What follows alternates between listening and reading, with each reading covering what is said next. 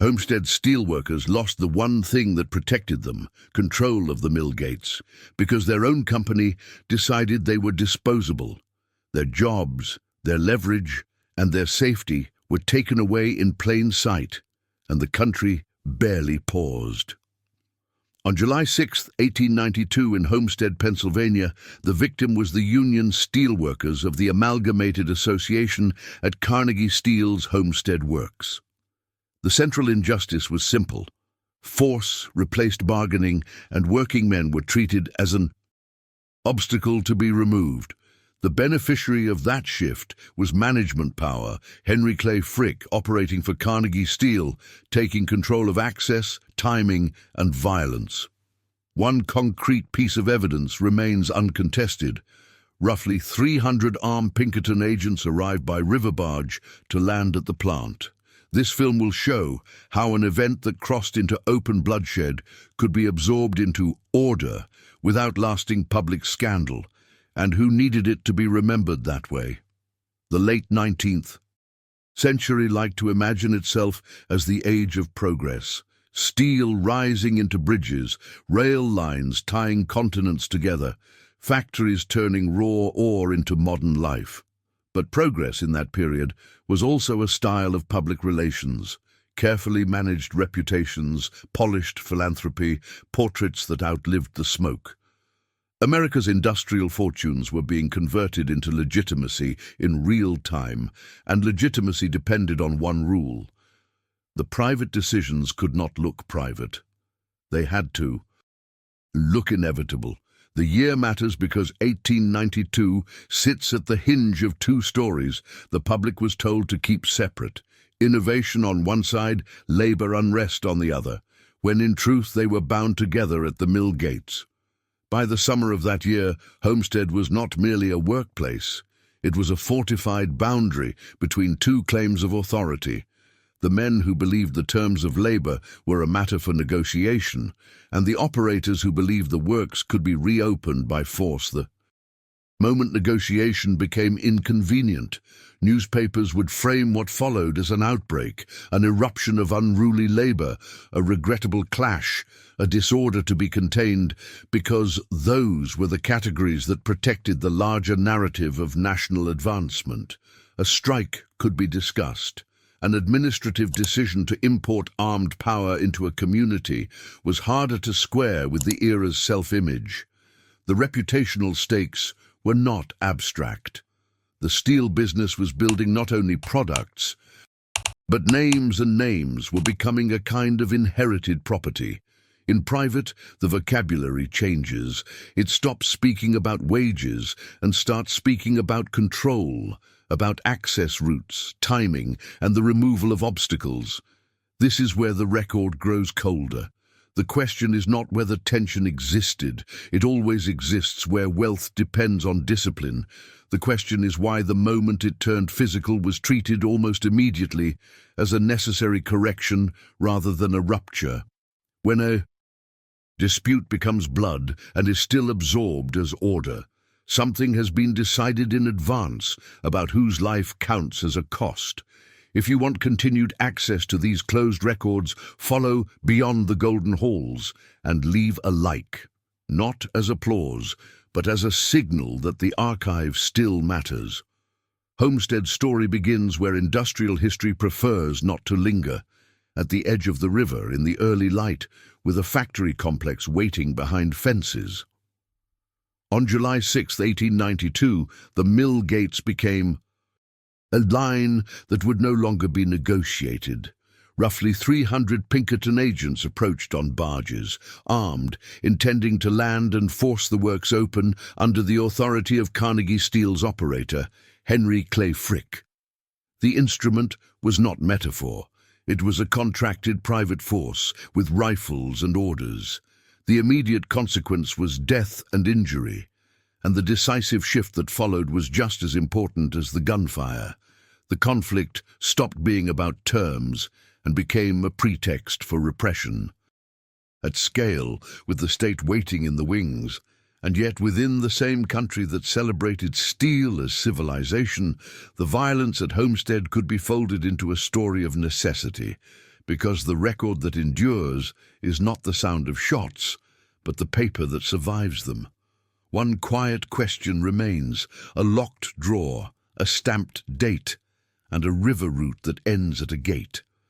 In the public memory, Homestead begins at the river in July, with rifles and barges, and the sudden realization that negotiation had been replaced by force.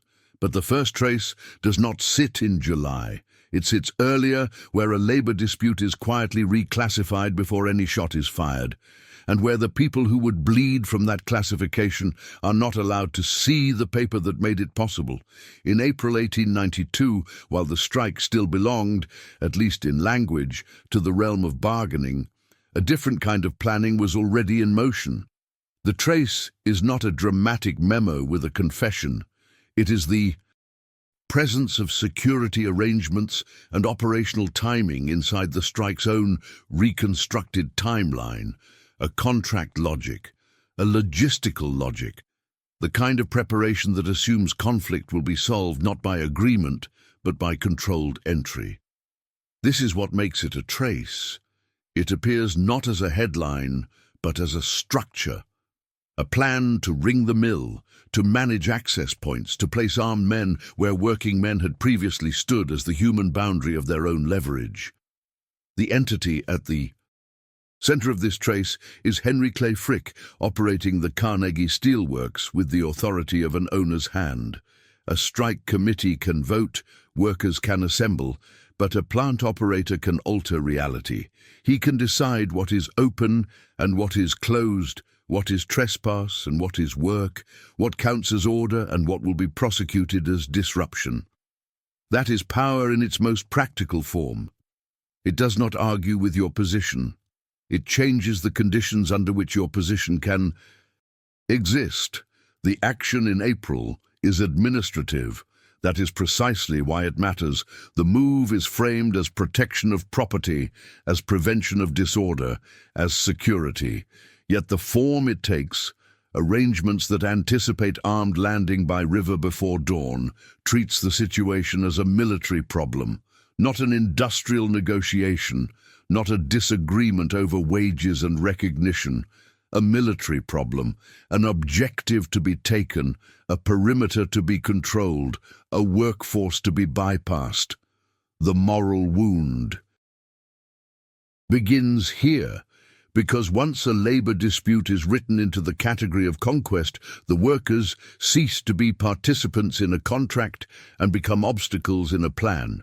And this is where the injustice deepens, because access is part of the harm.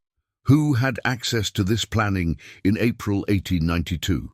Company operators, private security leadership, internal counsel, men who could speak in the safe grammar of legality while arranging a confrontation that would make legality irrelevant in the moment it mattered most.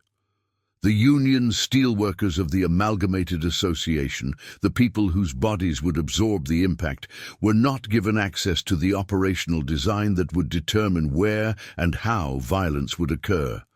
They were left with the visible conflict, not the invisible architecture.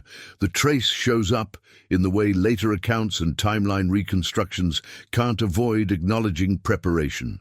You do not assemble roughly 300 agents, arm them, place them on barges, and coordinate a pre-dawn landing as an improvised response to a misunderstanding. That kind of movement requires prior authorization, scheduling, and money. It requires someone to treat the plant as territory and the river as an entry route. It requires a decision to make reopening an operation rather than an outcome of agreement. The moment you can see that structure, the July violence stops looking like a clash that erupted. It begins to look like a forced reopening that had been engineered to be unavoidable. The consequence is not only physical, it is institutional. By April, the dispute is already being managed in a way that positions the workers for loss, even before the state appears. Once private security is written into the plan, the next steps become easier for authorities to justify. If rifles arrive, the eventual presence of troops can be framed as restoring calm. If a plant is treated as a besieged asset, legal sympathy shifts toward the party claiming protection. The workers become by default the risk factor. Their assembly becomes the threat, their resistance becomes the disorder. This is how repression begins, without needing to announce itself as repression. It begins as a reclassification, and the record of that reclassification sits behind doors the victims are not invited to open. The press plays its role here with the same cold efficiency. A reputation-friendly narrative cannot easily accommodate the idea that a leading industrial enterprise prepared a militarized entry against its own workforce, so the language must soften. Security, protection, guards, words that suggest restraint, defense, necessity. But the operational detail, rifles, barges, pre-dawn landing, pushes against those words. This tension between vocabulary and logistics is not an accident. It is how public legitimacy is preserved when private power makes choices that would look intolerable if described plainly. Frick's power, in this trace, is not simply that he can hire men with guns. It is that he can define what those men are called. He can set the moral frame before the event happens. He can ensure that when violence arrives, it arrives under a label that implies it was meant to prevent violence. That inversion is the first injustice at the level of record. The act is built to look like the opposite of what it is. The workers are placed in a position where any defense of their own leverage can be presented as aggression against order. There is also a financial consequence embedded in the trace, even if it is not written as such. A forced reopening is not only a show of authority, it is a method of breaking a union's bargaining power and reasserting a cost structure. If the amalgamated association can be pushed aside, wages can be dictated downward, hours can be dictated upward, and the future of collective negotiation can be made uncertain not by argument, but by example. The act of security becomes an investment in a new labor regime. The moral cost is carried by the men at the gates, but the benefit flows upward into control of production, profit, and precedent. And precedent matters. In an age where great fortunes were converting industrial dominance into cultural permanence, the ability to manage labor conflict without appearing to be a tyrant was crucial. The public wanted builders of civilization, not architects of bloodshed. So the record had to hold two truths at once. The works were reopened, and the reopening could not be narrated as conquest. The first trace reveals the method by which that contradiction was maintained. Private planning, restricted access, and language designed to sanitize an operation that depended on force. If you hold that April trace in mind, July 6, 1892 becomes less mysterious in its mechanics and more damning in its intent. The arrival of Pinkertons by river is not merely an escalation. It is the execution of a prior design. And the injustice is not only that workers died and were injured. It is that their deaths occurred inside a framework they were never allowed to see, built by people who could later insist, without embarrassment, that the goal had been order. The soft question almost asks itself, and it is not rhetorical. If security arrives by barge at 4 in the morning with rifles, what does that tell you about the real plan, order or conquest? What remains at this stage is a simple but corrosive uncertainty.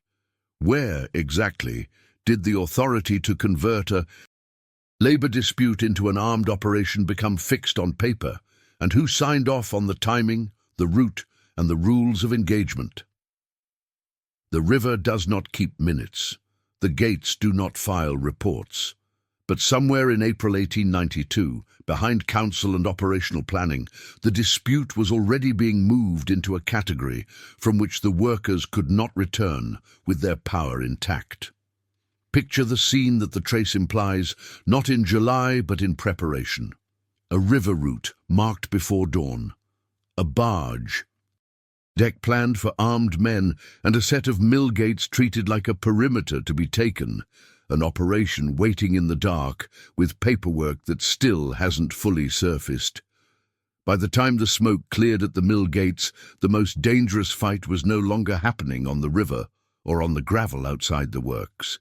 It was happening in the national mind, where the event would either be understood as employer-driven suppression or quietly recoded as a necessary defense of property. That distinction was not academic.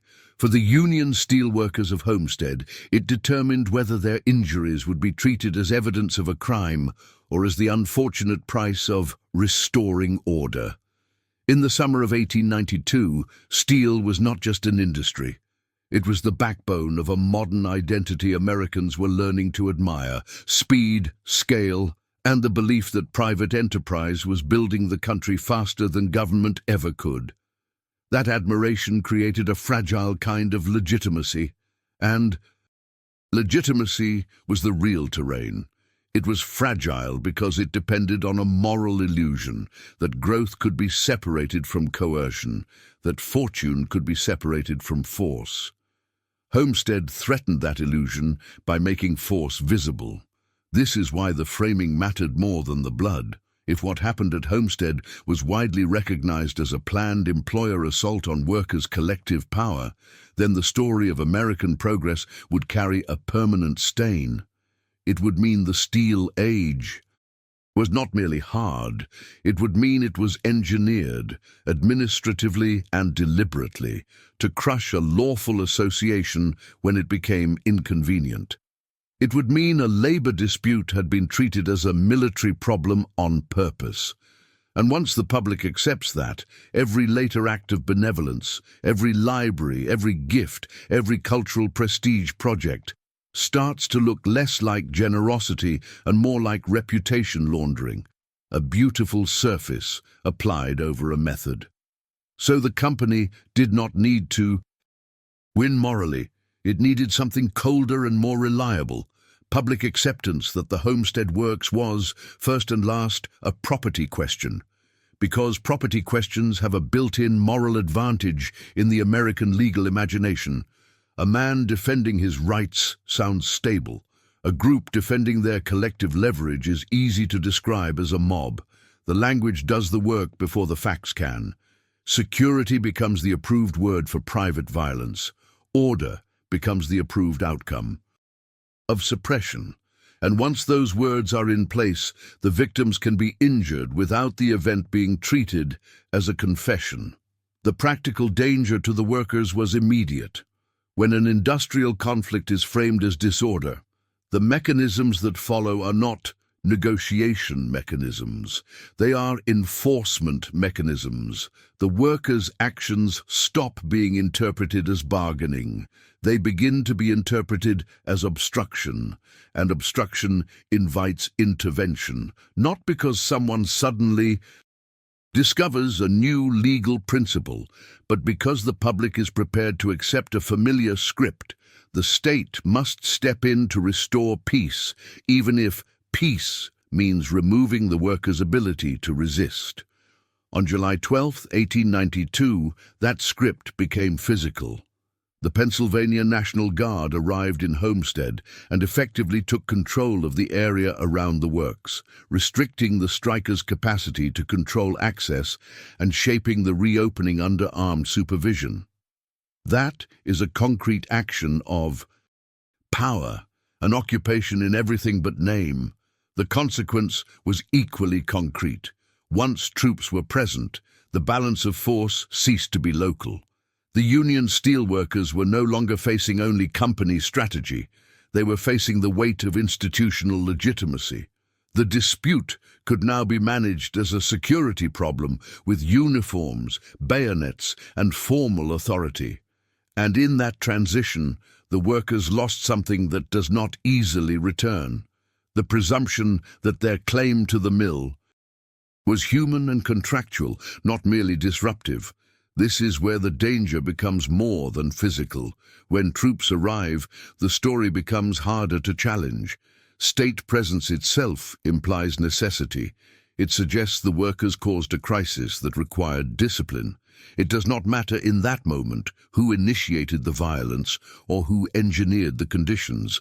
The public tends to read the state as a referee even when it has already chosen a side. The workers become the reason the referee showed up. The company becomes the party whose operations must be stabilized.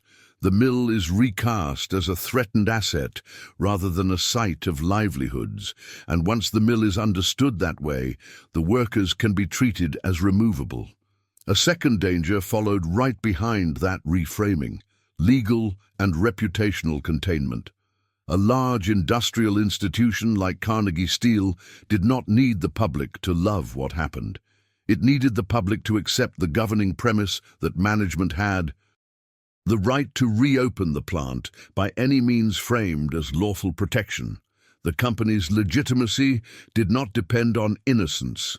It depended on plausibility, and plausibility is constructed through controlled descriptions and selective emphasis. This is where the national press attention becomes part of the mechanism, not merely a mirror. Coverage can enlarge an event into moral outrage, or it can compress it into a civic lesson. Strikes are volatile. Crowds are dangerous. Business must continue. These are not neutral observations. They are moral assignments. They decide who is seen as responsible for instability. And in the summer of 1892, the industrial elite had every incentive to ensure that responsibility settled on the workers. Because if responsibility settled on Henry Clay Frick and the management apparatus, the consequences would spread beyond Homestead. It would not remain a single incident. It would become a pattern. It would force Americans to consider whether industrial fortunes were built not only on invention and organization, but on the capacity to deploy private violence and then have the state normalize the outcome. That kind of recognition is dangerous to capital in a way that bullets are not. Bullets end. Recognition persists, and this is precisely why legality and property rights had to be wrapped around the act like a protective coating. It is not enough for force to succeed. Force must be narrated as the reluctant instrument of stability. Otherwise, the future becomes unstable for the people holding power. If the public sees the violence as employer-driven suppression, then future conflicts become morally harder to manage. Politicians become cautious, courts become scrutinized, alliances become strained. The market becomes nervous because legitimacy has cracked. It invites questions not only about wages, but about the foundations of authority. The workers understood this danger in their own bodies, whether or not they used the language of legitimacy. They were fighting not just for a contract, but for the right to be treated as human participants in industrial life, rather than as replaceable units whose resistance could be neutralized. Once that right is removed, the consequences are social and institutional. Unions weaken, bargaining collapses, and the precedent teaches other operators that security can be imported, described as defensive, and rewarded with state stabilization. This is the core reason Homestead had to be controlled in memory. The event threatened to connect two things American culture preferred to separate: the creation of monumental wealth and the willingness to impose suffering as a managerial tool. If those two become linked in the public conscience, the philanthropic glow that follows industrial fortunes becomes suspect. The gifts begin to look like strategic cover. The applause begins to look like complicity. The world that celebrates art, libraries, and civic improvement would be forced to account for the blood that made those gestures possible. So the battle over meaning was not a side effect. It was the continuation of the operation by other means. The same cold logic that planned a pre-dawn landing could also plan a public narrative. Minimize employer intent, emphasize disorder, praise stability, and let time do the rest. Time is the greatest ally of power when the record is managed. Outrage has a short lifespan. Institutions do not. That leaves us with a troubling, unresolved pressure at the end of this block. If legitimacy was the real battlefield in the summer of 1892, then someone had to coordinate the conversion of violence into order. Someone had to restrict what could be said, what could be emphasized, and what would be treated as the official frame. Picture a newsroom desk under gaslight, a stack of telegraphed updates, and a clean headline that turns armed suppression into a disturbance. The paper is dry, the words are settled, and somewhere behind them, the next decision is already waiting to be made. There is a point in every institutional injustice where preparation stops being theory and becomes something that can no longer be described as caution. For Homestead, that point sits in the night between July 5th and July 6th, 1892, when the last remaining ambiguity was removed by an operational choice. The barges were assembled, the men were armed, and a labor dispute was physically converted into an attempted seizure of a workplace by force. Up to that moment, the company could still speak the language of inevitability. It could still claim that it was protecting property, maintaining continuity, responding to disorder. It could still pretend the conflict belonged to the realm of management discretion and public necessity. But the night of July 5th to 6th is different because it is not a statement, and it is not a posture. It is execution. Someone had to authorize movement. Someone had to allocate money, select a route, set a time, and decide that the way to reopen a mill was to land armed men at the gates while the town slept. The named authority structure matters here because it explains how responsibility can be distributed without being erased. Andrew Carnegie remains the owner figure in the background, an emblem of the fortune and the public face of industrial greatness, while Henry Clay Frick stands as the operator who carries out intervention. This is how durable power protects itself. The figure who benefits from the system's legitimacy can remain distant, while the figure who controls operations can perform the act. It is not a conspiracy in the theatrical sense. It is a governance arrangement. Carnegie's role as owner does not require him to be physically present at the river's edge. Frick's role as operator exists precisely to make decisions real without needing the owner to be seen making them. And what Frick does in this window is not negotiation.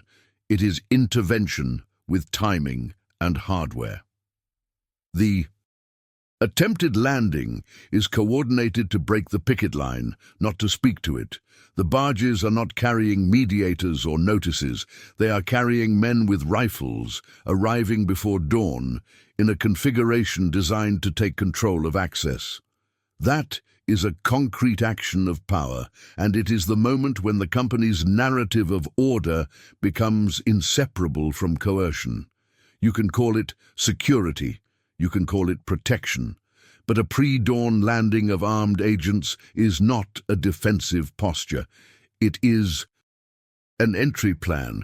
It is the conversion of private wealth into private force.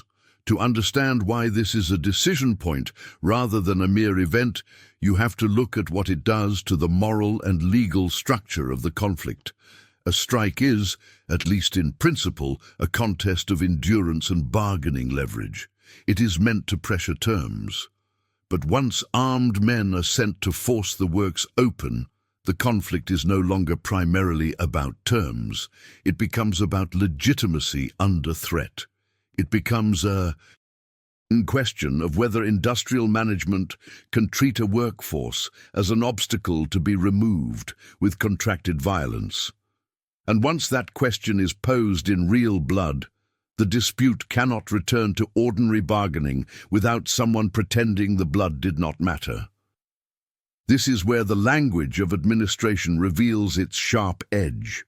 In the company's internal world, the goal is not described as provoking violence. It does not have to be.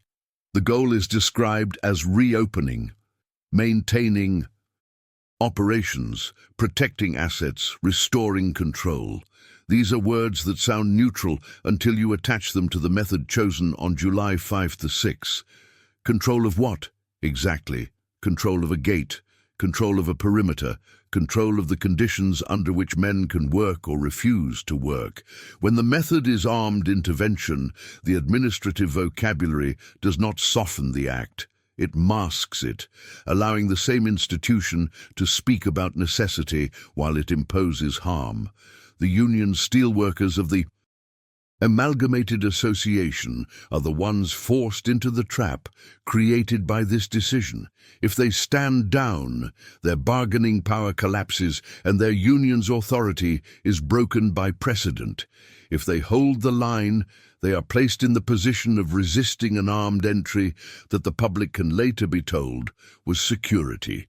Either choice damages them.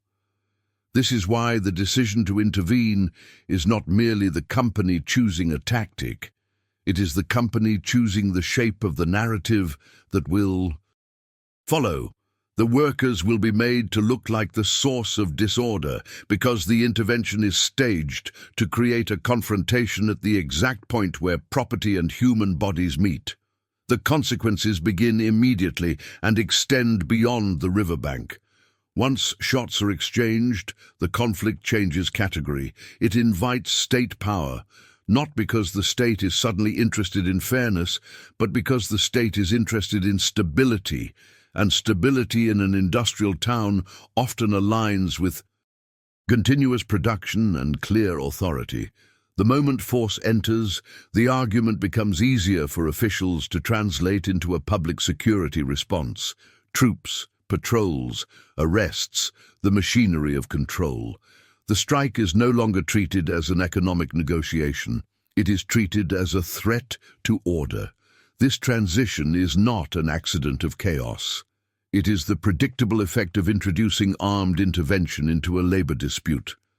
The decision to send barges upriver in the night manufactures a condition in which restoring peace becomes an excuse to neutralize union power. That is the institutional advantage of turning negotiation into confrontation.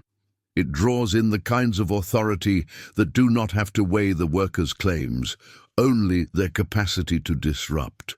When the conflict becomes security, the workers' humanity becomes secondary to the property frame, and the property frame is the core of the intervention.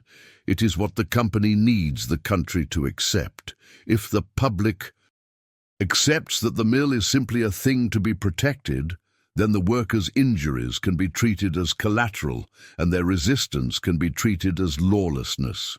It is a moral inversion that only becomes possible once the decision to intervene has already created violence.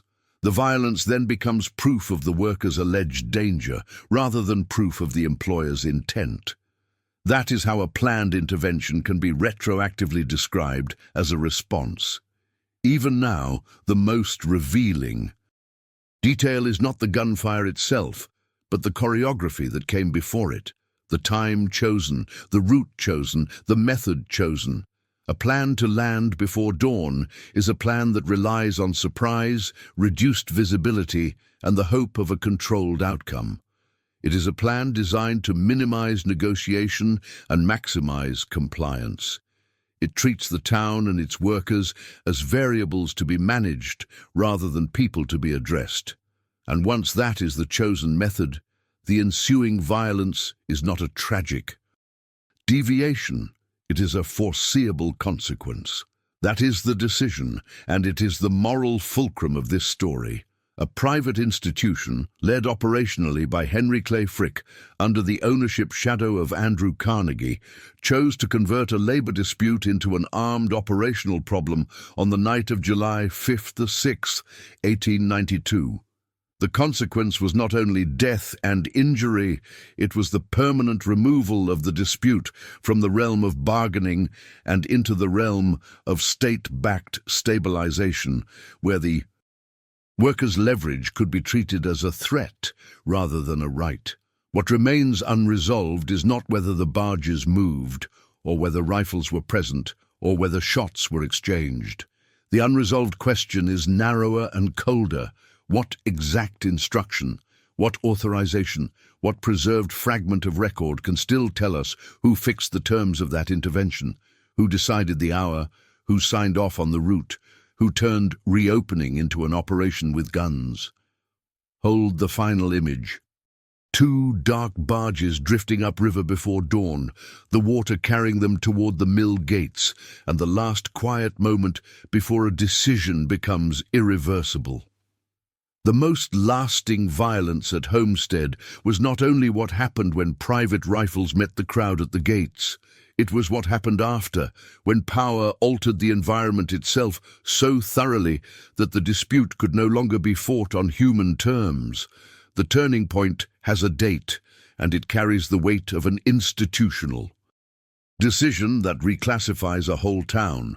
July 12, 1892, when the Pennsylvania State Militia arrived and the conflict crossed from private intervention into state enforcement. That arrival is not background. It is alteration. It changes the real world in ways that cannot be argued with, and that is precisely why it is so decisive. Before the militia, the strike still had a physical geography shaped by solidarity. Men could gather, lines could be held, movement could be contested. The mill gates were a boundary the workers could meaningfully influence, because they were the boundary. Even after the Pinkerton attempt, as brutal as it was, the dispute was still visibly between the company and its workforce, with the community bearing witness. Once state force enters, the geography changes. The strike space becomes governable by uniformed authority, not by collective presence. Streets become corridors controlled by orders. Assemblies become crowds. The very act of standing together begins to be treated as a problem, to be managed, rather than a claim to be heard. This is what was altered, not simply the number of armed men, but the category of reality in which the workers were allowed to exist. The named institution here is the Pennsylvania State Militia, and the concrete action of power is not subtle.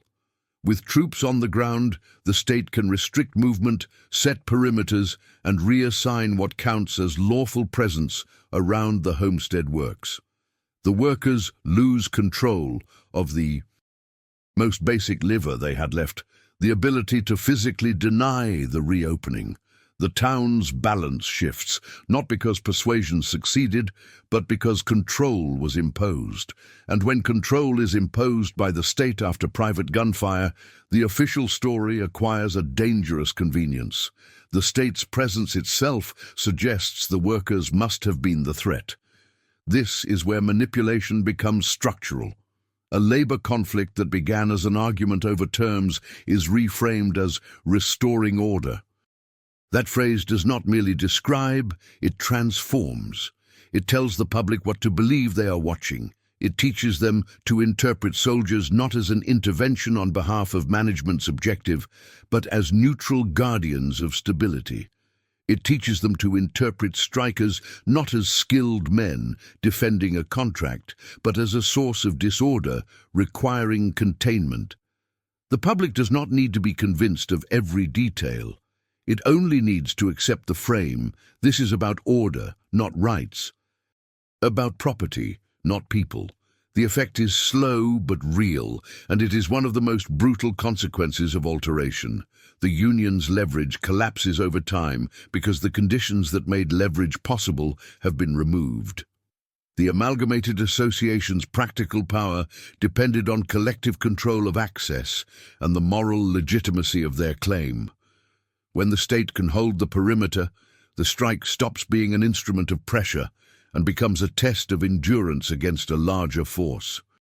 Endurance favors the side with money, legal insulation, and institutional acceptance. It favors the side that can wait without hunger and can frame waiting as responsibility. The alteration also changes what can be safely said, and that matters as much as what can be safely done. In a town under armed supervision, speech becomes risky in ways that are not always written down. Meetings become visible. Decisions become exposed. The workers' strategy begins to be shaped by surveillance and threat, even if the threat is never spoken aloud. This is the quiet cruelty of state presence in a private dispute. It narrows the space of human freedom while claiming to expand the space of public safety. And it is here that the injustice becomes durable. Because once the strike is contained under the banner of order, the record that survives can be curated to teach a lesson against organizing. The story becomes cautionary, the injuries become tragic, the workers' resistance becomes violence, the company's plan becomes reopening. Each word is an alteration of moral weight. The event does not need to be falsified, it only needs to be narrated in the language that protects the winners. This is not an abstract observation. The consequences are institutional. A strike that ends under state control sends a message far beyond Homestead. The boundary between private management and public force is thinner than it appears. If a company can initiate violence through private agents and the state arrives afterward to stabilize conditions in a way that favors reopening, then the ultimate deterrent against labor power is not a better argument. It is the possibility of being reclassified as a public threat. That reclassification, once established, becomes a tool. It does not have to be used every time. It only has to be believable. Notice the sequence, because the sequence is the alteration. First, private gunfire, then state arrival, then order. The order is not neutral. It is the consolidation of a new reality in which the mill's operation is treated as the public good and the workers' collective refusal is treated as an attack on peace.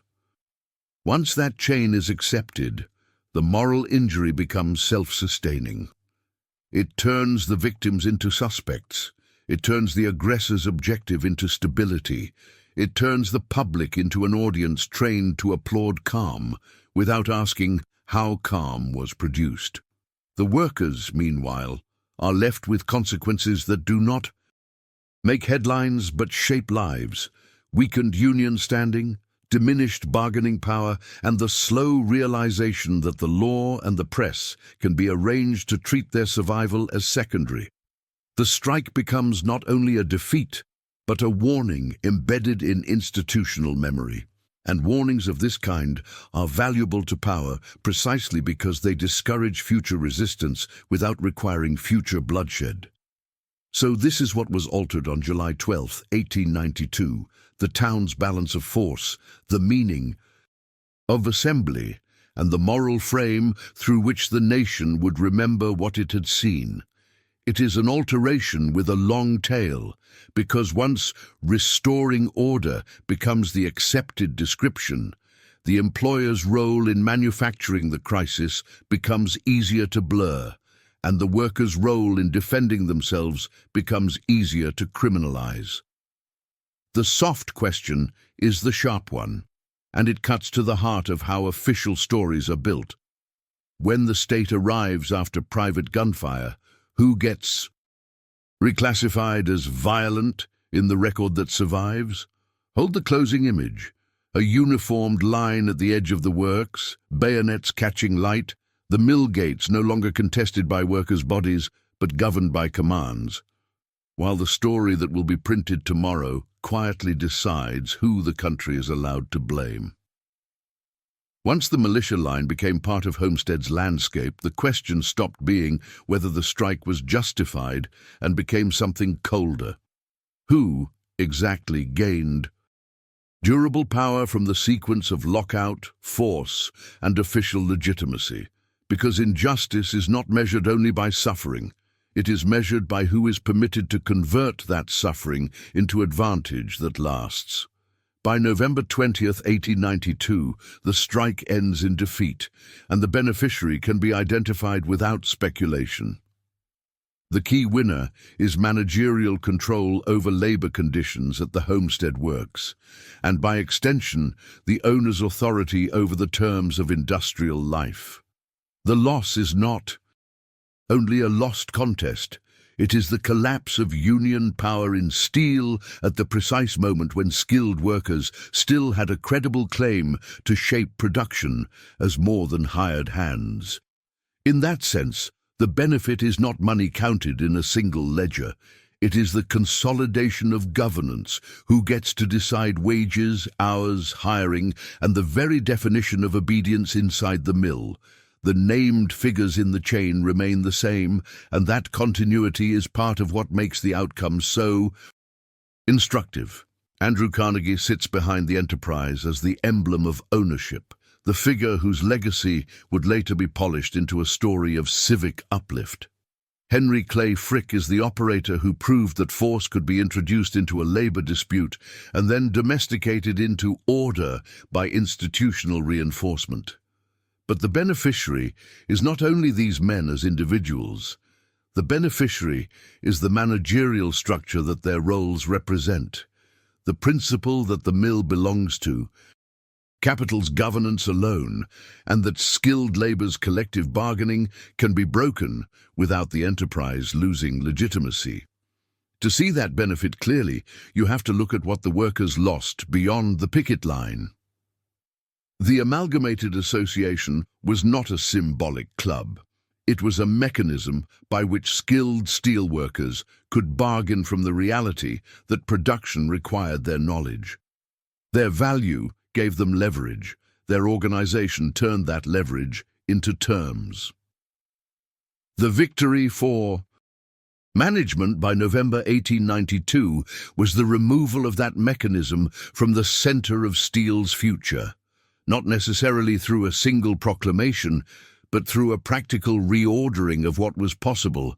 The union could no longer credibly threaten control of access, because access could be taken by force and held by the state long enough for the company's objective to succeed. That is the first concrete action of benefit. Union leverage is functionally removed as a governing factor. It is not merely weakened by fatigue. It is removed by demonstration, and demonstration is the language that institutions learn fastest. The Homestead conflict teaches that a lockout can be maintained, that private force can be deployed under the label of security, and that state power can arrive afterward to stabilize the new reality rather than undo it. This becomes a repeatable model because it does not rely on secrecy alone. It relies on the public's willingness to accept the property frame. In corporate terms, without needing the exact minutes of any boardroom, the governance analog becomes visible. Authority consolidates around operators and owners rather than skilled workers' bargaining power. Decisions about who works and under what conditions shift further into management's unilateral domain. A mill becomes an administrative instrument, not a shared economic community. That is a governance tightening. The right to decide is treated as a form of property, and those outside the ownership structure are treated as inputs to be managed. The union's presence had imposed a form of shared constraint on that right. Its defeat removes that constraint. The consequence is social, institutional, and long-lived. A major setback to unionization in steel does not remain inside Homestead. It travels. It appears in other disputes as an implicit warning. This can happen to you. It informs the behavior of workers who consider organizing and see what the combined weight of corporate strategy, private force, and state legitimacy can do. It informs the behavior of managers who learn that the reputational cost of suppression can be contained if language and law are aligned correctly. The benefit is a widened field of control, purchased with the injuries of July and the long attrition that followed. there is an additional beneficiary that is easy to miss because it is not a person. It is the industrial system itself, the set of practices that can now be justified as routine. Homestead offers a template that can be repeated. A conflict is framed as disorder, intervention is framed as protection, state arrival is framed as neutrality, the outcome is framed as peace, and the loss of labor power is framed as the natural restoration of a rightful hierarchy. Once a template is established, future acts become easier. They require less improvisation and less moral risk. They can be executed with a kind of bureaucratic calm, and that calm is the real prize. Violence is expensive when it is morally legible. It becomes cheaper when it is narrated as inevitability. Homestead helped prove that it could be done, that a strike could be defeated without the enterprise being permanently discredited in the eyes of the wider public. That is why later philanthropy matters in this story, not because it caused the violence, but because it depends on the public's willingness to separate the source of wealth from the method of control. If the public will accept that separation, then power has achieved something extraordinary. It has converted a human struggle into a manageable reputational event. The workers' losses, by contrast, are not merely emotional. They are concrete and economic. A defeated union means diminished bargaining power in an industry that shapes wages across regions. It means employers can set conditions with fewer constraints. It means organizing becomes riskier, not only because of immediate retaliation, but because the cultural memory of Homestead makes resistance look like instability rather than self-defense. The ripple effects are measured in decades of labor weakness in steel, an outcome that does not require a continuous conspiracy to maintain. It maintains itself through precedent. This is why the beneficiary must be named as a structure, not simply as a villain with a face. Frick benefits in the immediate sense. His operational authority is vindicated. Carnegie benefits in the longer sense. Ownership retains its claim to legitimacy, while the hard work of suppression is absorbed into the category of management. But the deeper beneficiary is the doctrine that management's control over labor conditions is the default state of the world, and that any challenge to it can be treated as a public threat if necessary. The most chilling part is how little celebration is required for this benefit to take hold. Victory does not need a parade. It only needs the mill to reopen and the union to be unable to stop it. It only needs newspapers to move on. It only needs the country to accept order as the final word. By November 20th, 1892, that acceptance has done its work. The workers return with diminished power, and the system has gained a method. So the beneficiary question becomes the moral ledger of this episode. When the strike ends in defeat, who is left holding not only the property, but the authority to define what happened, and to use that definition against the next group of workers who tries to bargain? Hold the closing image as evidence of benefit made visible, the gates operating again under management's terms, schedules posted without negotiation, and a silence settling over the town like policy, while somewhere in the surviving record, the workers' lost leverage is treated as the restoration of normal life. A durable injustice does not always need a forged document or a sealed vault. Sometimes it only needs a new headline with stronger gravity than the last one. A single event can pull attention so completely that what came before it begins to thin out in the public mind, not because the facts have changed, but because the story's oxygen has been redirected. At Homestead, that redirection has a date. July 23rd, 1892, when an attempted assassination of Henry Clay Frick becomes the center of national sensation, and the managerial figure who authorized force is recast, in the most emotionally convenient way possible, as the victim.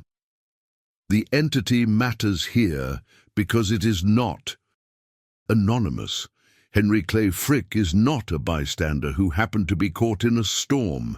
He is the operator who carried out intervention, who authorized armed security, whose administration treated a labor dispute as an operational problem to be solved by breaking the picket line.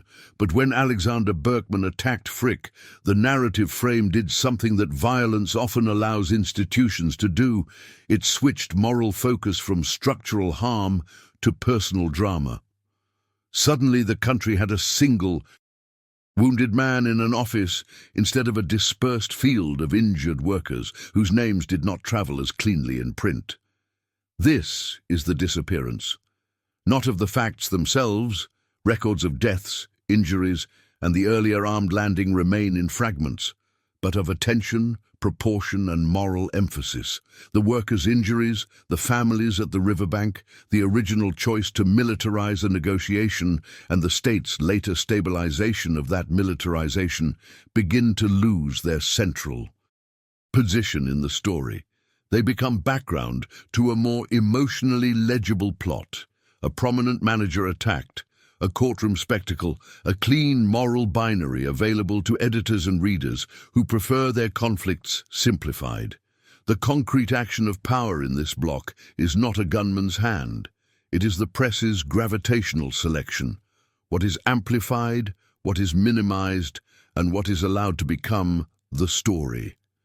That selection is not neutral because it changes what the nation believes. Requires accountability. The attempted assassination becomes the headline's organizing principle. And once the organizing principle changes, the entire past is rearranged beneath it. The earlier deaths at the mill gates do not vanish from the calendar, but they begin to vanish from the moral hierarchy. In practical terms, this is how elite narratives stabilize, by rerouting sympathy toward authority. Sympathy is a limited resource. It does not hold multiple victims equally in the public mind. When one victim can be given a face, a name, and an indoor setting that feels familiar. A manager in an office is easier to identify with than a crowd at a gate. An attack on a single man is easier to condemn than a chain of decisions that led to multiple deaths. The latter requires sustained attention and a willingness to assign responsibility upward. The former offers immediate clarity. Violence is wrong. Therefore, the man attacked becomes the moral center. It is a simplification that serves governance because it transforms the question from who militarized the dispute into how could anyone attack a respectable authority. Once that switch happens, structural accountability becomes harder to demand without being morally stained by association. Anyone insisting on the earlier injuries can be made to sound like they are minimizing an assassination attempt. Anyone attempting to keep focus on worker deaths can be framed as refusing to condemn violence. The discourse is narrowed.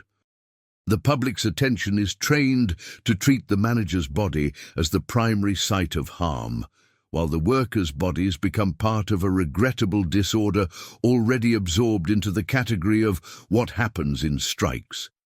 This is not an accident of human psychology alone. It is an institutional advantage. The elite version of events benefits when the conflict is interpreted as a problem of extremist violence rather than employer-driven suppression. Berkman's act, regardless of motive, creates a convenient bridge for that reinterpretation. A conflict that began with a lockout and escalated through planned armed intervention can now be narrated as the inevitable consequence of agitators and radicals. And once that narrative takes hold, the employer's original decision point, July 5 to 6, the barges and rifles, becomes less central. It is no longer the initiating injustice. It becomes, at best, an unfortunate prelude to the real drama. The consequence is measurable in the way public sympathy can be distributed without threatening power. Sympathy directed at Frick does not require the public to question property rights or corporate governance. It does not require them to question the legitimacy of using private force. It does not require them to ask why the militia arrived and what that meant for Union leverage. It requires only condemnation of the attacker and reassurance that authority must be protected. It is sympathy that reinforces the institution rather than scrutinizing it. And notice what disappears most quietly: the families, the households that carried the injuries afterward, the small domestic ledger of consequences, wages lost, bodies damaged, fear ingrained. Those do not produce a single image that can compete with a prominent man being stabbed and shot. They do not produce a courtroom scene that can be followed like a serialized drama. They do not create a clear villain who can be punished quickly to satisfy the public's appetite for resolution. So they fade. Not because they were minor, but because they are harder to package. Even the timing matters. By July 23rd, the militia presence and the weakening of the strike's practical leverage have already begun to shift the contest's outcome. The public is being asked implicitly to accept that order is being restored. Then, abruptly, a violent personal event arrives that allows editors to declare a moral conclusion. The danger is not corporate strategy. The danger is radical violence. The story can close. Around that conclusion, the deeper question can be left open without seeming like negligence. That is the genius of narrative displacement. It feels like resolution, even when it functions as erasure. This is why the attempted assassination operates like an erasure event.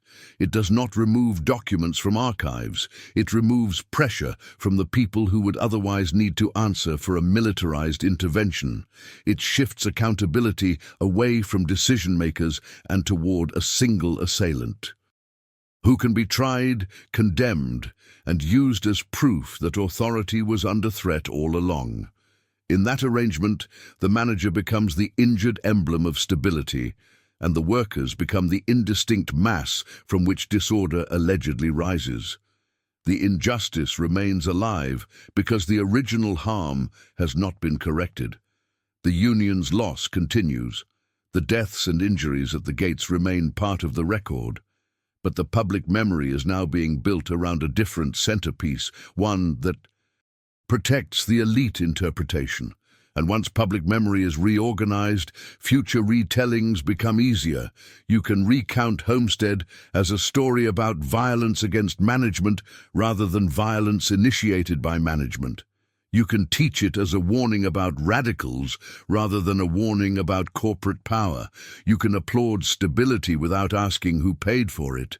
So the investigative question is not whether Berkman's act mattered. It did. The question is what it displaced and why. Displacement is so useful to systems that need to keep their own initiating decisions from becoming the moral focus. Hold the closing image in its most literal form, a newspaper front page dominated by Henry Clay Frick's name, ink still fresh. While the earlier injuries at the mill gates, men and families who absorbed the first violence fall below the fold, where the nation's attention rarely returns. By the time the story reaches the 20th century, the violence at Homestead has already been processed into something the public can keep at a distance.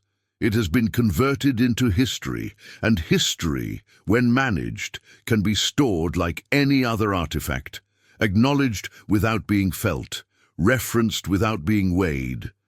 That is what makes the next detail so telling. Not because it is hidden, but because it is openly displayed in a way that does not align with what financed the display. The mismatch has a date, 1935. The Frick collection opens to the public inside the former residence, and a private environment built on industrial power is recast as culture. The space becomes refinement, the name becomes taste, the rooms become intimacy, and yet the labor violence that shaped the conditions under which that fortune could harden into permanence remains historically adjacent but institutionally quiet, treated as if it belongs to another universe. The entity matters because it is not abstract. The Frick collection is a named institution, a public-facing administrator of memory. Its task is not only to preserve paintings and furniture, but to frame a legacy as something worthy of admiration. That framing is not a crime. It is, however, an action. And in the context of Homestead, it produces an incoherence that can't be dismissed as mere oversight. The institution teaches the visitor how to look, what to notice, and what to ignore. It trains attention, it curates an emotional posture, and it does so inside the very domestic shell of a man whose operational decisions helped demonstrate a repeatable model of labor suppression. The inconsistency is not that a museum exists. The inconsistency is what the museum's existence allows to be simplified. A fortune can be converted into beauty without the public being required to confront the human cost that fortified that fortune's governance. In 1892, Henry Clay Frick was the operator whose administration treated workers' collective power as an obstacle to be broken. By 1935, the name Frick can be encountered primarily as a symbol of refinement, as a host inviting you into a curated home. That is the mismatch. The same name can mean coercion in one context and taste in another, without an institutional bridge being built between the two meanings. This is where the administrative pattern becomes suspicious, not in the conspiratorial sense, but in the procedural sense. Museum framing emphasizes intimacy and discernment. It emphasizes the closeness of the viewer to the collection, the careful arrangement of rooms, the sense that you are being granted access to a private world. The language is personal, tasteful, safe. But the industrial conflict that shaped the fortune is not presented as part of that world's architecture. It is not treated as a structural foundation. It becomes optional context, something you might read about elsewhere if you arrive already interested. The institution is not obligated to narrate Homestead, but it does choose what kind of knowledge is required for admiration. That choice is a concrete action of power. It restricts the visitor's interpretive burden. It removes the need to ask what conditions made the house possible. It removes the need to connect the refinement of the interior to the governance of the exterior world that financed it. It is a subtle restriction because it doesn't ban questions. It simply doesn't make them necessary. It teaches a form of appreciation that can proceed without inquiry. In doing so, it produces a consequence that is social and institutional. The public inherits an aesthetic narrative that does not require confronting its source. This is not a theoretical consequence. Over time, it shapes what becomes normal in civic life. Wealth is allowed to launder itself into permanence by converting into public good without carrying its own history into the room. The visitor is invited to admire without being asked to weigh. The institution functions as a translator. It takes a name associated with industrial domination and turns it into a name associated with cultural uplift. The transformation is not achieved by falsifying the past. It is achieved by compartmentalizing it. And compartmentalization is a form of power because it determines what is felt as relevant. If the labor violence remains adjacent rather than integrated, then it becomes easier to treat it as an unfortunate episode with no ongoing moral claim. The visitor does not see the workers' deaths and injuries as part of the same chain of reality as the paintings on the walls. The visitor is not forced to consider whether the stability that allowed such a collection to endure required the defeat of collective bargaining in steel. The visitor can leave with admiration intact, and admiration is the quiet currency of legacy.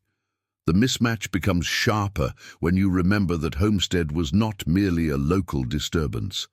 It was a demonstration that industrial authority could defeat a skilled union through lockout, force, and legitimacy. language, with effects that weakened unionization in steel for decades. That weakening is part of the fortune's historical environment. It shapes the conditions under which wealth could be accumulated, protected, and converted into cultural capital.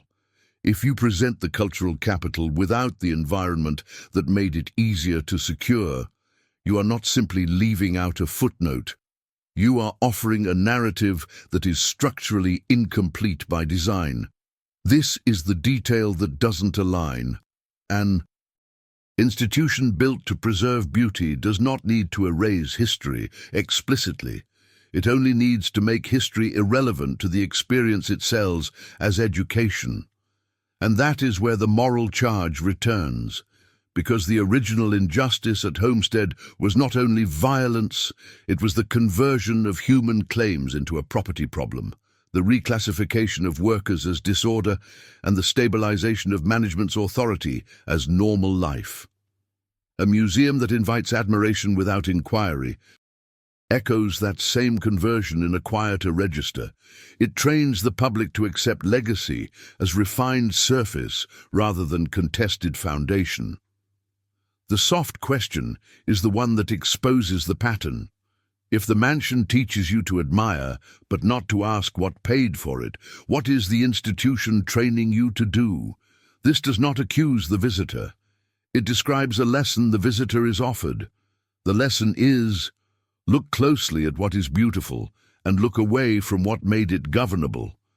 Once that lesson is accepted across generations, the injustice becomes durable, not because the violence is forgotten, but because it is separated from the things that endure.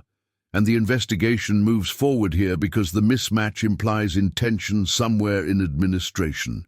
It implies choices, what stories are placed on labels, what histories are placed in the margins, what questions are treated as unnecessary for the proper experience of culture. Those choices may not be dramatic, but they are procedural. They are how elite narratives become stable without needing to argue. Hold the closing image as a piece of evidence. A quiet gallery room in 1935, soft light on a framed canvas, a docent's voice describing taste and intimacy, while the name on the building remains connected in an older record to a river route and a decision to impose control by force. The room is calm, the question is not.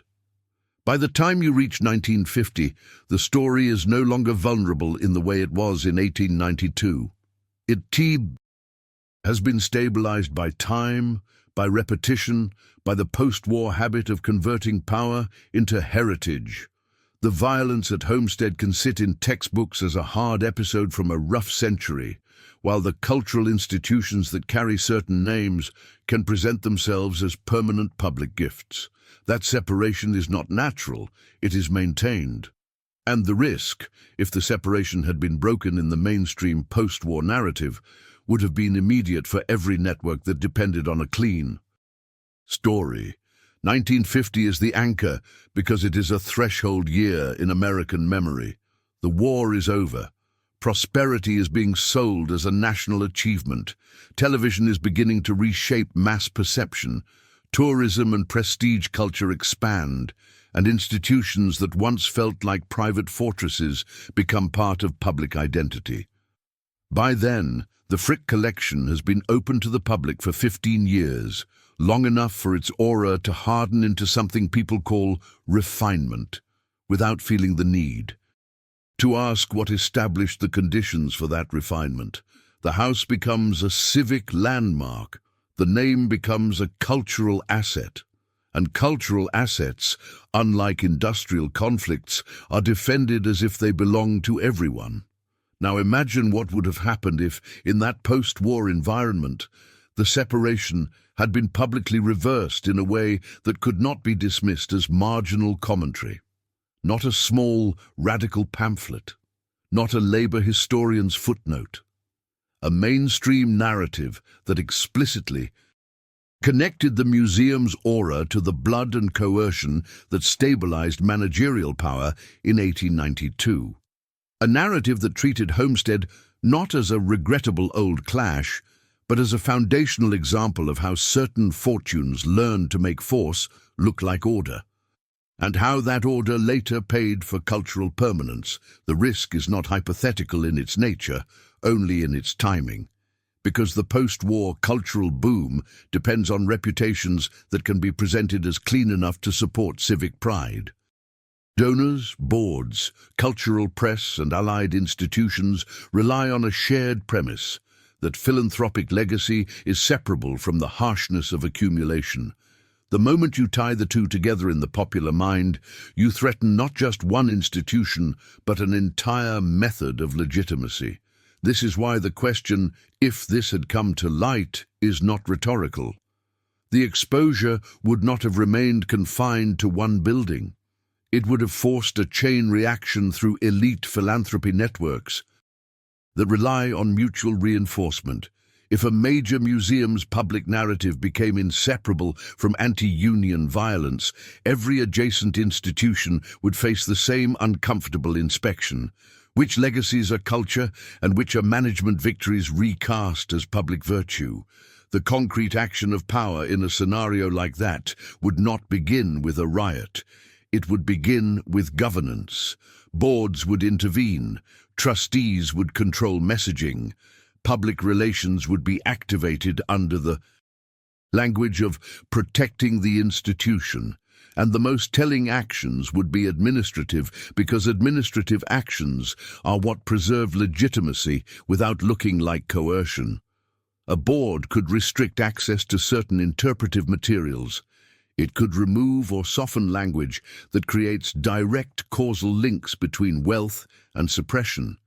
It could reassign public education priorities. It could shape docent scripts, exhibit framing, and external partnerships. These are not dramatic acts, but they are acts of power, controlling what is presented as essential knowledge versus optional context. The reason this would have been so dangerous in 1950 is that American prosperity was being narrated as a moral achievement, not merely an economic fact. The post-war story depends on the idea that the system works. Industry builds the nation, wages rise, unions are either partners or manageable complications, and the American model is superior because it produces both wealth and civic institutions. But that story becomes harder to sell if the public is forced to look at cultural temples and admit they are also monuments to a proven anti-union template. Lockout, force, legitimacy language, executed with lethal consequences and later converted into refinement. In other words, the risk is political as much as reputational. If a mainstream post-war narrative had openly tied a prestigious cultural institution's aura to the suppression of union power, it would have given labor arguments an unexpected kind of leverage in public discourse.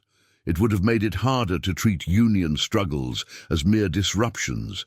It would have made it harder to dismiss organizing as a threat to prosperity, because the public would be staring at an institution that asked for admiration while carrying a name linked to a model of coercion that weakened unions for decades. That kind of connection doesn't just embarrass donors, it reframes the entire moral economy of post-war success. And the post-war era is especially sensitive to that reframing, because it is when reputations stop being personal and become institutional.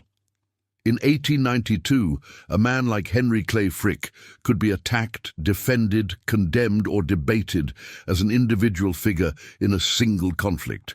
In 1950, the name has been absorbed into civic language.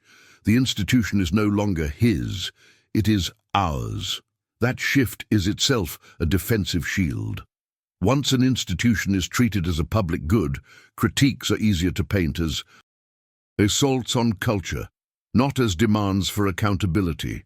That is why the risk would have been met with institutional response, not to argue the facts of Homestead, but to protect the separation that makes admiration possible. If such a connection had become mainstream, donors would face an immediate problem. Philanthropy networks depend on clean association. They function through social legitimacy, through the ability to place one's name alongside other respectable names without inviting moral interrogation. A cultural press environment that demanded public answers about Homestead's blood would have disrupted that mechanism. The easiest response would not be confession, it would be insulation. Insulation looks like caution, policy, and professional language. It looks like keeping politics out of culture. It looks like maintaining focus on the art. It looks like protecting visitors from controversy. Those phrases are not neutral. They are tools that restrict the public's interpretive access without needing to deny the past. This is why the risk is not merely that people would feel uncomfortable. The risk is that the institution's legitimacy would be forced to compete with its history in a public forum it could not fully control. And legitimacy, once questioned at scale, threatens funding streams, alliances, and the quiet consent that allows cultural prestige to operate without scrutiny. If a museum must publicly explain how refinement was financed, it risks becoming a courtroom of memory rather than a temple of taste. There is also a deeper risk, one that would have been especially volatile in 1950. The risk of a narrative contagion. If one major prestige site is publicly forced to account for the coercive origins of wealth, it invites the public to ask the same question elsewhere, not as a radical act, but as a newly normalized form of citizenship. What paid for this? That question is dangerous to elite legitimacy because it can spread without organization. It can be adopted by ordinary visitors. It does not require a union meeting. It only requires the suspicion that admiration has been trained. And the danger would not have been felt only in cultural circles. Corporate alliances would have paid attention. Political actors would have paid attention. In a period when the public narrative of prosperity is central to national confidence, a public reckoning that ties cultural prestige to anti-union violence threatens the broader story of benign capitalism. It suggests that stability is not simply earned, it is enforced. It suggests that heritage is not merely curated, it is protected. And if that becomes a mainstream belief, the moral advantage of property rhetoric weakens. The public begins to notice the technique, force first, then order, then legacy. This explains why the connection could not be allowed to become dominant in the mainstream post-war frame, not because the facts were unknown, but because the facts were dangerous when linked to prestige. Homestead could remain a labor conflict. The Frick collection could remain culture. The risk begins when the public is forced to hold both in the same mental frame and recognize that the separation is an institutional choice. So the investigative movement in this block is a recognition of motive without requiring conspiracy. The motive to keep narratives clean is structural. It is built into how boards, donors, and cultural press sustain legitimacy. The system does not need a secret meeting in 1950 to preserve the separation. It only needs shared incentives, protect the aura, maintain the gift story, avoid the link that converts admiration into accountability.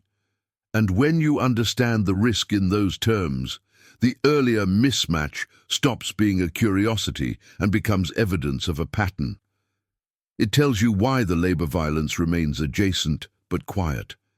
It tells you why the institutional story prefers intimacy and taste over source and cost. It tells you why the public can be trained to admire without asking. The unresolved tension, then, is not whether such a link would have been controversial. It is whether the link was quietly managed precisely because it would have been too effective, too damaging to the legitimacy networks that turned industrial power into civic sanctity. Hold the closing image as your proof of risk.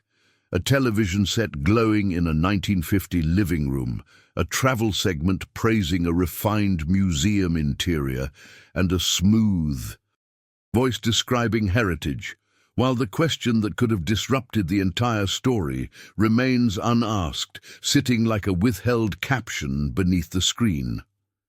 Silence does not become durable because everyone agrees to lie.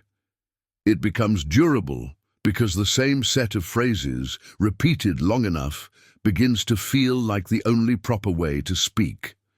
In the 1950s, as American institutions hardened into post-war confidence, the mechanism of quiet around Homestead did not need a new act of violence. It needed routine. It needed language that sounded civic, professional, and complete. Language that could name legacy without naming the method by which legacy was secured. The date matters, because the 1950s are when a certain institutional vocabulary becomes the public's default. Preservation, collection, legacy, public benefit. These words carry a moral sheen. They imply stewardship, education, refinement, continuity. They also have a practical advantage. They are words that do not require the speaker to say lockout, Pinkertons, or militia. They allow a story to be told with clean edges. And once a clean-edged story becomes standard, any attempt to add the missing words begins to sound like disruption rather than completion. The named institution remains the Frick collection, and the concrete action of power is not a dramatic censorship order. It is a series of routine administrative choices that define scope. What does the visitor encounter first? What is on the wall label? What is in the brochure? What is in the docent script? What is featured in public messaging? What is treated as outside our mission, outside the scope, better addressed by another institution? Scope is an innocent word. In practice, scope is a boundary that can protect reputation as effectively as any guard at a gate. In the 1950s, the boundary solidifies into procedure. The museum foregrounds artworks, interiors, patronage, and the intimate atmosphere of a historic home. It teaches the visitor how to behave inside the space, speak quietly, look closely, appreciate. It trains attention toward the visible object and away from the invisible preconditions. This is the concrete procedure. Reputation is maintained through what is foregrounded and what is treated as a separate category of knowledge. The visitor is not told a lie. The visitor is guided into a complete experience that does not require certain questions. The tools are terms that do moral work without sounding moral. Historic home turns an industrial operator's residence into a neutral artifact of architecture and taste. Masterpieces centers the object as the reason for the institution's existence, implying that the origin story is secondary. Patron frames wealth as generosity rather than as control. Legacy suggests continuity worth protecting. Public benefit implies that any discomfort is a private matter, subordinate to the civic good. Each term is true in its narrow sense. Each term is also an instrument. It frames what counts as relevant, and relevance determines what the public will reward. Here is how normalizing language becomes self-sustaining. Visitors come for art, not for a reckoning. They arrive with expectations shaped by decades of cultural training. Museums are places of beauty and quiet learning. When an institution satisfies those expectations, it is rewarded. Attendance, donations, favorable coverage, social legitimacy. When it complicates those expectations, it risks being accused of politicizing culture, confusing the mission, burdening the visitor. In the 1950s, with prosperity narratives in the air and prestige institutions treated as national ornaments, the reward system is clear. Stay on script. That reward system creates an institutional logic that does not require conspiracy. Staff learn what is safe to emphasize and what produces friction. Boards learn what keeps donors comfortable. cultural press learns what kind of story fits the tone of civic pride. The historic home narrative travels easily. The homestead narrative does not. Not because it is unknowable, but because it does not fit the learned template of what a cultural temple should be. Once the template is established, it becomes a gate as real as any militia line, except it is built out of propriety. This is why the silence around Homestead becomes routine rather than contested. The same vocabulary is repeated in catalogues and press releases. The same photographs are used. The same phrases, intimate galleries, masterworks, the vision of a patron, a gift to the public, become the institution's identity. Over time, identity begins to feel like fact. The public does not ask for the missing history because they have been trained to believe the missing history is irrelevant to the kind of knowledge the institution provides. That is the normalization, not the erasure of information, but the domestication of curiosity. And the moral weight returns here because the original injustice at Homestead was also a domestication of categories. A labor dispute was reframed as a property problem. Workers defending bargaining power were reframed as disorder. Private force was reframed as security. State arrival was reframed as restoring peace. The pattern is consistent across time. A public frame is chosen that makes human cost optional. In 1892, the choice was enforced with guns. In the 1950s, it is enforced with civility. The consequence is institutional and cultural. Once silence is normalized, it becomes expensive to break. A museum that has been rewarded for refinement risks losing legitimacy if it begins to foreground the coercive conditions that underwrote the fortune. Donors fear association, boards fear controversy, visitors fear discomfort. And discomfort is treated as a threat to public benefit. The institution does not need to forbid questions. It only needs to make questions feel inappropriate in the space itself. That is how silence becomes self-sustaining, not by suppressing every dissenting voice, but by making dissent sound out of place. This normalization also changes the public's moral reflexes. People learn to separate admiration from inquiry.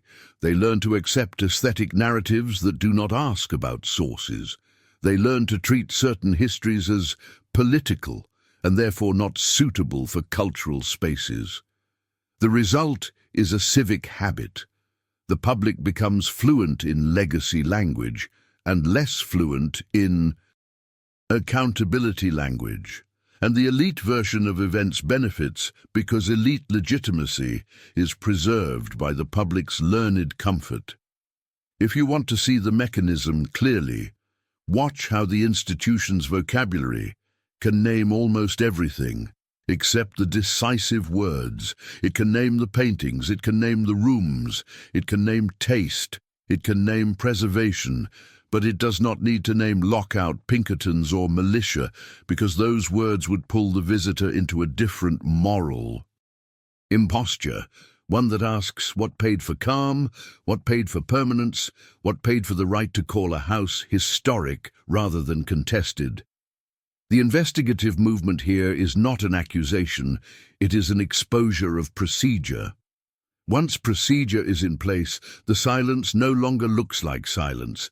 It looks like professionalism. It looks like mission clarity. It looks like respect for art. And that is why it is so effective. It can be defended as virtue even when it functions as insulation. So the unresolved tension is this. If the 1950s taught Americans to treat cultural prestige as civic pride, then any institution carrying the name of an operator linked to labor bloodshed had an incentive to perfect the language of public benefit, precisely so it would never need to answer for what made the benefit possible. Hold the closing image as a routine made visible. A 1957 brochure on a front desk, glossy photographs of quiet rooms, the words historic home and masterpieces printed in confident type while the words that would reconnect the space to Homestead's gate and river remain absent, not by accident, but by perfected habit. In the present, the mechanism does not announce itself as a mechanism. It arrives as a calendar item, a reopening notice, a cultural headline that tells the public something has been restored.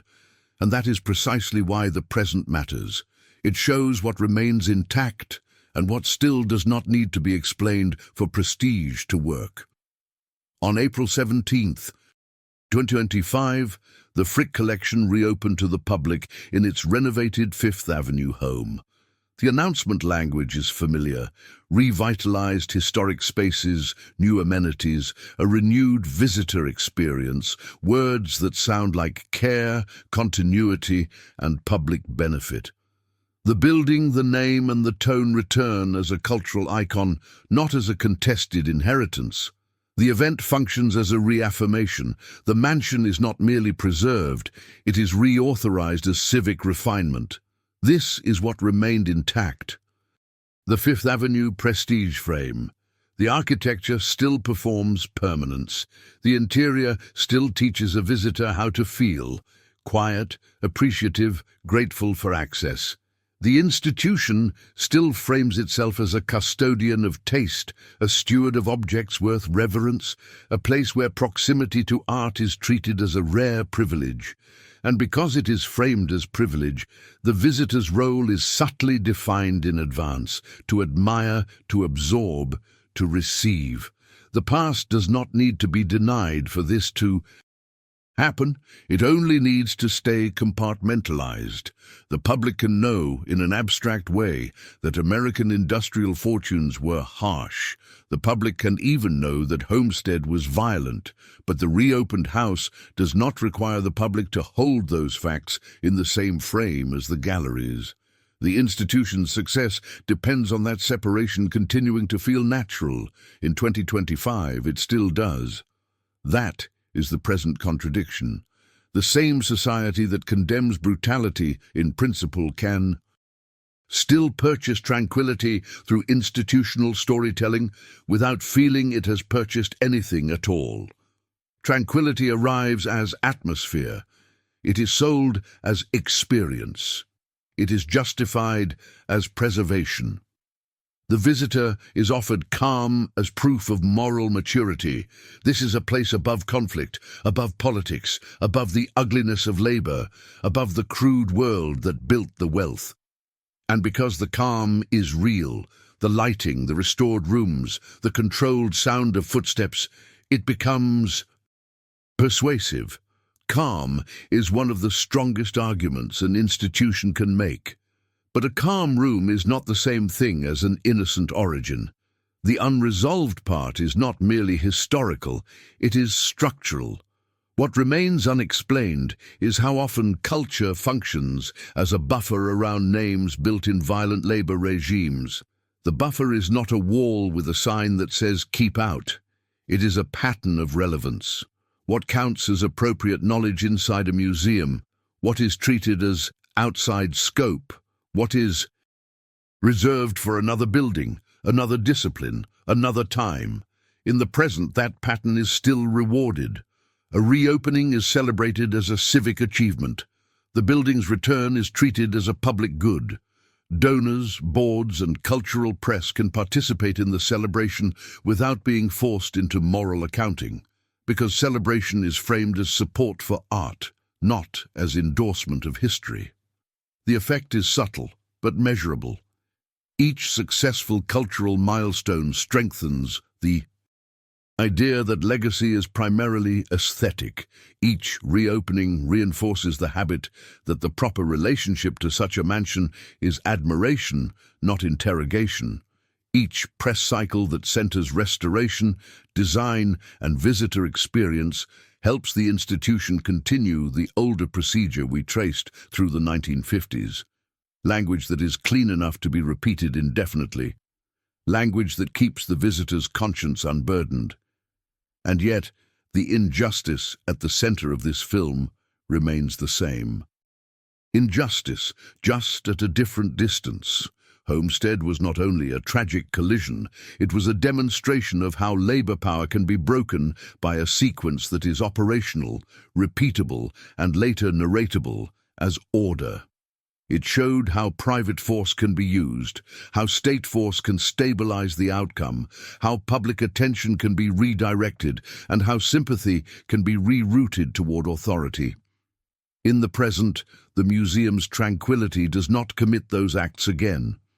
It benefits from the fact that those acts do not have to be named for prestige to function, so the present is not an afterword. It is the proof that the conversion succeeded. When the Frick announces a reopening after renovation, the institution is not merely opening doors, it is reinforcing a category, the mansion as cultural icon. Once that category is reinforced, it becomes harder for an ordinary visitor to feel entitled to ask the source question, because the space itself signals what kind of person belongs there. Not just socially but intellectually, the space trains you to be the kind of citizen who respects heritage. And respect, in this context, often means accepting that the room is not asking you to judge. That is how institutional storytelling purchases tranquility. It makes judgment feel like bad manners. The tension is not that anyone is forbidden to research Homestead. The tension is that the institution's public-facing success depends on most people never feeling the need. If admiration is the default posture, the buffer is working. If a visitor leaves thinking only about masterpieces, the buffer is working. If the name Frick travels through the modern era as refinement first and industrial coercion second, the buffer is working. And in 2025, the reopening demonstrates that it still works, because the most celebrated aspect of the event is continuity, not reckoning. So the present leaves us with a controlled, uncomfortable question that does not resolve the story but sharpens it. How? Many institutions are we trained to admire precisely because they have perfected the art of separating beauty from the conditions that made beauty governable. Hold the closing image as a modern artifact of the same pattern. The restored Fifth Avenue facade, doors reopened, a press release printed cleanly with the date, April 17, 2025, while the older record that begins at a river landing in 1892 remains as ever nearby, but not required.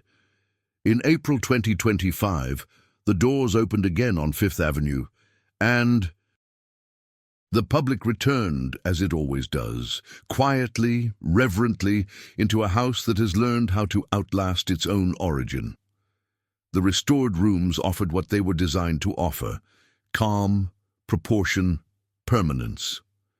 A building can be renovated in stone and plaster. It can also be renovated in meaning, and meaning, when administered well, becomes a kind of architecture, an interior arrangement of what is permitted to be remembered and what is filed away as context, outside scope, too political, or simply inconvenient to the mood of admiration. That is the arc, and it is not unique. 1892 becomes a conflict, then a lesson, then a footnote. 1950 becomes a language, preservation, legacy, public benefit, words that keep a record present without keeping it sharp. 2025 becomes a reopening, a renewed invitation to look closely at what survived, while the cost of survival remains historically adjacent and institutionally quiet. The blood did not vanish. Only the spotlight moved, and it stayed. Moved because institutions are not required to erase. They only need to reassign, to relocate the disturbing facts from the main corridor into a side cabinet, to keep the mansion illuminated while the riverbank remains in shadow. Durable power is rarely just money. Money can be lost, diluted, contested. What endures is the control of narrative settings, where memory is stored, what is labeled relevant, and which rooms the public is trained to enter without questions. A museum does not have to deny Homestead to benefit from its distance. It only has to keep the visitor's conscience unburdened by the mechanism that made the calm possible. In that sense, the most effective lock is not on a drawer, it is on a frame. The most effective seal is not wax, it is propriety. Walk those halls slowly in the mind. Hear the small discipline of the place, the softened voices, the measured footsteps, the docent's careful phrases. Somewhere behind the velvet calm, another record persists. The night. Routes, the pre-dawn timing, the administrative confidence that called a militarized reopening security, and the later institutional confidence that calls the house heritage. The contradiction is not that civilization produces beauty. The contradiction is that the same civilization can condemn brutality with one hand and purchase tranquility with the other, so long as tranquility is presented as culture and brutality is stored as a separate subject for someone else. And still, something remains unresolved, not in sentiment but in structure. Who decided over the decades which truths belonged in the main exhibit and which belonged in the margins? Which sentences were allowed to be spoken under chandeliers and which were left to gather dust in archives? The mansion survives in part because the most damaging details were never fully permitted to become central. The truth was not defeated. It was relocated. Stay with this series, then, so that you're here when the next sealed door finally opens. Leave your thoughts below. Every perspective helps illuminate what history tried to bury. If this story resonated with you, let us know. It tells the algorithm these forgotten halls are worth exploring again. And if you're willing to step deeper into the shadows, the next chamber awaits. For in places like this, silence is not emptiness. It is arrangement. It is filing. It is the sound of a document being slid back into its folder while the corridor remains lit for visitors. Some secrets survive only because those who feared them left no one to tell the truth.